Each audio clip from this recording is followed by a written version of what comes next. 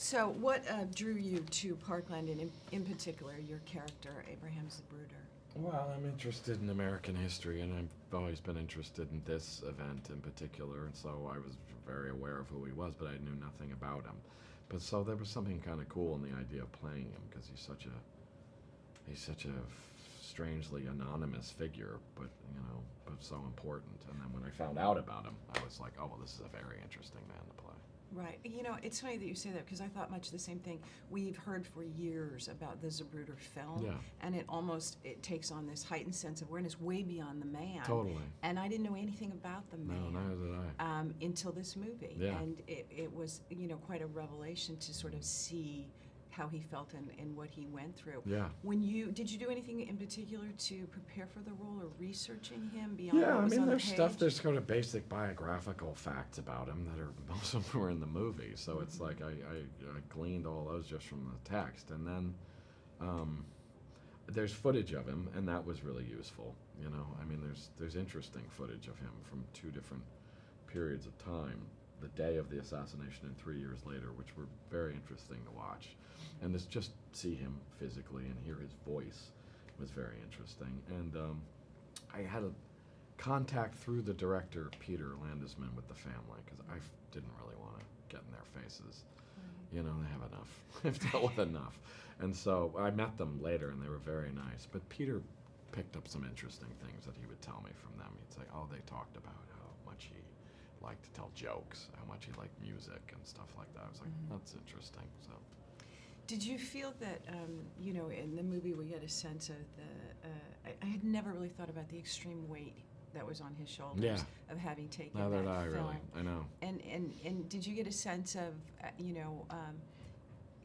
sort of how, I'm not for articulating this question very well, the extreme responsibility that he felt and where that came from within him? I think that he, as I say, I think an interesting aspect of the character doesn't get too deeply delved into, but it's there, is the immigrant thing and the Jewish thing and the sense of responsibility. There's a lot of interesting things there, and but he loved the country the way those immigrants did, and loved the president so much, and he felt guilty. I think, I think he felt guilty for producing this thing that was just going to be awful and disgusting for people to have to see, just repulsive that people are going to have to see this, and he's responsible for this. People shouldn't see this happen to this guy, this amazing man. It's awful, so he felt guilty, I think. Yeah. One of the things that's interesting about this film is these intertwining or not intertwining, all these different storylines of these people that we've heard about but we don't know a lot about, and getting this backstory. And when I saw the whole cast lined up on stage last night at the premiere, a lot of people. That's not even all of them. I That's know. Like, a lot of small percentage great, of it. highly respected, talented actors. But I was reminded, looking at all of you, that very few of you intersect over the course of the movie. Yeah. But you did have some scenes with Billy Bob Thornton. I Can did. you talk about, isn't here He's this the week. one guy. No, he's the one guy who's not. I never met any of these people before. This is the first time I actually met any of the other guys. Really? Yeah. And Billy Bob was, I had to deal with him and a couple of the other guys who played the Secret Service. It was like our own little weird small movie for a week. And you would start to think that this was it. This is the movie, because there was nobody else around. So it was really, Billy Bob actually is the only person who goes in all the different venues. He's in all the different parts of the movie. But he was fantastic. I mean, he's just a great guy and a great actor. I'd never worked with him before, and he was awesome. Yeah, he's great in the movie. He is great. Peter Landesman, wrote the screenplay and made his directorial debut with this movie. What was it like working with first-time director? He didn't seem like it. Yeah. I mean, if you hadn't told me he was first-time director, I wouldn't have thought it. He was super confident. He's a confident guy. He's done a lot of other real stuff in his life, so I think he was prepared. I don't think a movie set, scared him that much. He's done a lot of other really intense things with himself. So I think he was he seemed very comfortable. And he had a ballsy way of going about this thing. I mean, it was unstructured deliberately in a lot of ways, and it just kind of see what would happen a lot of the time. Right. It Takes felt lot like a of very guts. distinct style of filmmaking It between the definitely camera was. work. I think that Colin Hanks yesterday described it as, he said it was like the camera was a fly on the wall. Yeah. Did you get that same sense? I mean, I know Oh, yeah. in your scenes as Yeah, well. I mean, it was different probably for them, but I think that feeling was common. Yeah, no, definitely. And half the time I'd forget the camera was even there. I mean, Right. he's right. I mean, I would just forget about it and have no idea. So he was saying, too, that was great, was you lost the self-consciousness of like, oh, it's my take and my close-up and my... Right. And you just forgot about all of that, and you just were doing what you were doing, and they were capturing it as they could. And so it was very interesting. It was almost more like doing a play or something, you know? Right. And you actually had scenes in Dealey Plaza, correct?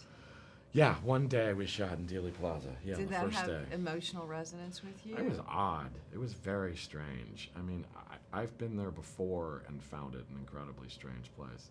And so there was a very kind of weird, out-of-body sense to think, we're actually going to shoot there. Right. And literally stand in the place where the man stood and literally say what he said, and it was very peculiar. It's a weird place to begin with. I mean, it was really cool. It was one of the coolest things I've ever done, but it was odd. It was definitely felt odd.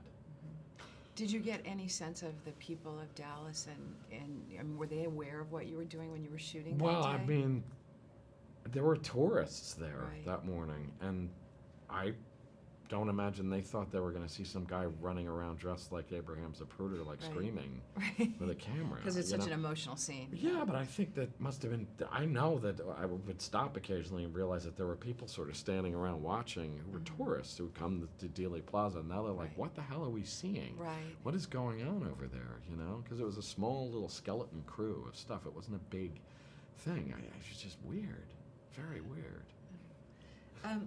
What do you hope audiences take away from this movie?